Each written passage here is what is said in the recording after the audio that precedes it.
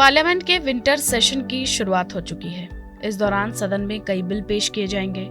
कई नए कानूनों पर संसद की मुहर लगेगी। लेकिन क्या आप जानते हैं कि कोई बिल कानून कैसे बन जाता है? बिल के कानून बनने की प्रक्रिया क्या होती है? बिल कौन पेश करता है और इसमें कितना समय लगता है? नो दिस के इस वीडियो में हम इन्हीं सवालों के जवाब आपके सामने रखेंगे। लेकिन ये सब कुछ जानने के लिए इस वीडियो को आखिर तक देखना जरूरी है। कौन पेश करता है बिल?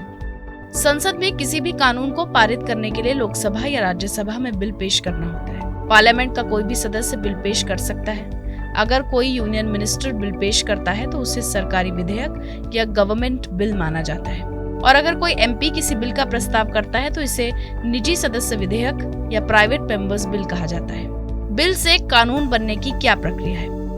किसी बिल को कानून बनने के लिए संसद के दोनों सदनों में 3 स्टेप्स से गुजरना पड़ता है। 3 स्टेप्स यानी फर्स्ट रीडिंग, सेकंड रीडिंग और थर्ड रीडिंग। फर्स्ट रीडिंग में सदन में बिल पेश करने की अनुमति के लिए प्रस्ताव दिया जाता है। प्रपोजल को मंजूरी मिलने पर बिल को सदन में पेश किया जाता है। किसी भी बिल का दोनों सदनों यानी लोकसभा और राज्यसभा द्वारा पारित होना जरूरी है, इसलिए एक सदन से पारित होने के बाद उसे दूसरे सदन में भी पेश किया जाता है। दूसरे हाउस में भी बिल की फर्स्ट रीडिंग ही होगी। 1993 में विभागीय रूप से बनी स्टैंडिंग कमिटीज की स्थापना हुई, जिसके बाद से लगभग सभी बिल को जांच और रिपोर्ट के लिए 3 महीने के लिए इन कमिटीज के पास भेजा जाता है। सेकेंड रीडिंग कमेटी द्वारा रिपोर्ट मिलने पर शुरू होती है। इसमें सदन तय करता है कि बिल को कंसीडर करना है या नहीं, क्या उसे सदन की सिलेक्ट कमेटी या दोनों सदनों की ज्वाइंट कमेटी के पास भेजा जाए। बिल पर सबकी राय ली जाती है। इसके बाद हर क्लॉज को पढ़कर बिल में संशोधन पेश किया जाता है और वोटिंग की जाती है।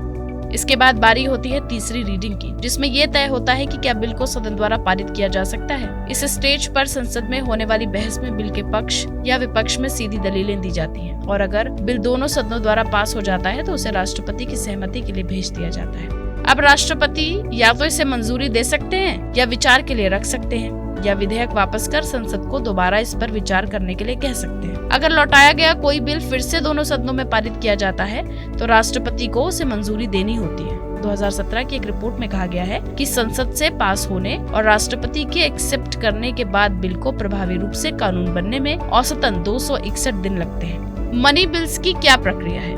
मनी बिल्स को केवल लोकसभा में पेश किया जा सकता है और किसी भी असहमति के मामले में स्पीकर का फैसला मान्य होता है।